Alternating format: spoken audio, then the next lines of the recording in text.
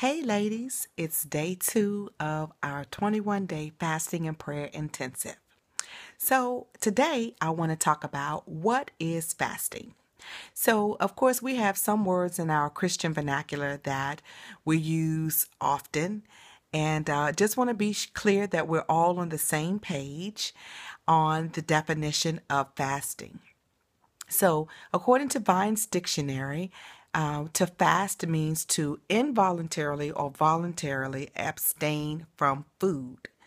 And we know that that is very important because that's something that we see Jesus doing a lot during his time of ministry. And of course, a very familiar passage of scripture is Matthew 17:21, where he tells his disciples that some things only go out by fasting and prayer. As I was studying this passage of scripture to prepare to talk with you just for this few minutes of our time together in this teaching, it was glaringly apparent to me that Jesus, when he went away onto this mountain and he had this encounter with Moses and Elijah, when he comes down from that time with them, it was glaringly apparent to me that when he encounters the disciples and encounters this task that they could not fulfill. So let's read it just for a few minutes. It says, the man came to him and he says, let's go to Matthew 17, starting at verse 14. And when they approached the multitude, a man came up to him, kneeling before him and saying, Lord, do pity and have mercy on my son, for he has epilepsy, is moonstruck. I'm reading the Amplified Bible. And he suffers terribly, for frequently he falls into the fire and many times into the water. And I brought him to your disciples, and they were not able to cure him. And Jesus answered, O you unbelieving, warped, wayward, rebellious, and thoroughly perverse generation, how long am I to remain with you? How long am I to bear with you? Bring him here to me. And Jesus rebuked the demon, and it came out of him, and the boy was cured instantly. Then the disciples came to Jesus and asked privately, Why could we not drive it out? He said to them, Because of the littleness of your faith, that is, your lack of firmly relying trust. For truly I say to you, if you have faith that is living like a grain of mustard seed, you can say to this mountain, Move from here to yonder, and it will move, and nothing will be impossible to you.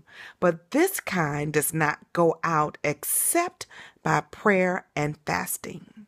And what that really meant to me was, when Jesus was on this mountain and he was having this experience with Moses and Elijah, he was stealing away to consecrate himself, to sanctify himself.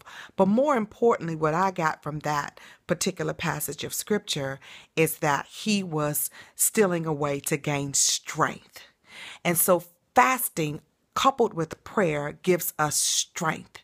And so, although the act of fasting is to abstain from food, we understand that there is a benefit, a consequence to fasting. So I want to encourage each one of you to understand why we are doing what we are doing. And so we abstain from food. And again, if you have any medical restrictions, be sure that you are wise and that you do what you need to do to continue your medical regimen, your prescription regimen, so that you can continue to be healthy. But we understand that we replace the physical food with our spiritual food, with our time of prayer. And so our prayer time should be increasing. So we should be praying several times a day with intentionality, with purpose, with focus, so that we can hear from God, so that we can get what I like to call downloads from God to do what God has called us to do.